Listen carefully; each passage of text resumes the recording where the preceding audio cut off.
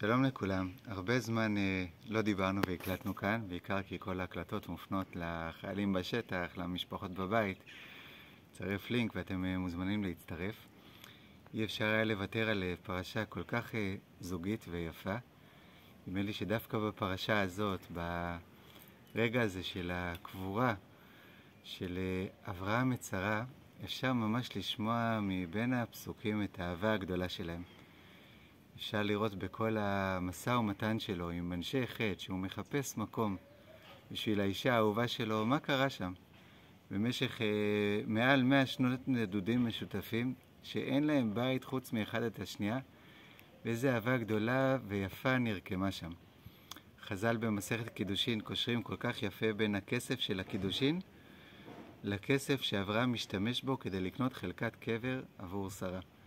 הם לומדים מהפסוק כי ייקח איש אישה, שמדבר על הרגע הזה של האירוסין, של כל היופי הזה. לנתתי כסף השדה כך ממני. את השורש כי ייקח איש אישה ונתתי כסף השדה כך ממני. והם שוזרים איזה חוט אוהב, דק ויפה מתחילת החיים, עוד לפני המימוש הגדול של החיים המשותפים שלנו, עד אחרי החיים המשותפים שלנו. שיש איזו אהבה גדולה, שאולי אפילו קצת יותר גדולה מאיתנו, שמחזיקה את הקשר הזה מלפני ראשיתו ועד אחרי סופו. אבל מעבר להתרגשות מהפרשה הזאת, יש משהו מאוד יפה בכל הזוגות שמתחילים עכשיו להתחתן היום. בתוך כל מה שקורה, רוצים להקים בית. אחת הנבואות הקשות בספר ירמיהו כתוב, וישבתי ביום ההוא מירושלים כל ששון וכל שמחה, כל חתן וכל כלה. אלוהים אומר שלא יהיה עוד חתונות.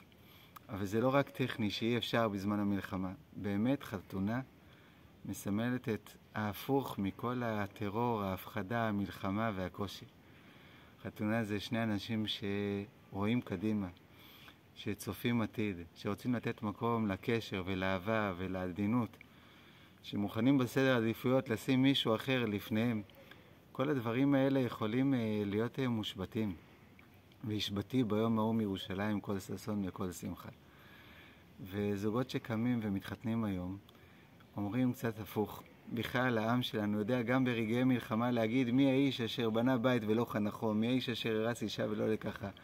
להגיד אנחנו עם ואשרי העם שיודע גם להילחם על חייו, וגם ברגעים האלה להגיד אנחנו צופים קדימה, אנחנו בונים בית, זוגיות, קשר, משפחה. כל הדברים האלה הם לא פחות חשובים לנו. הייתי רוצה להחליף את וישבתי הזה בישבתי אחר.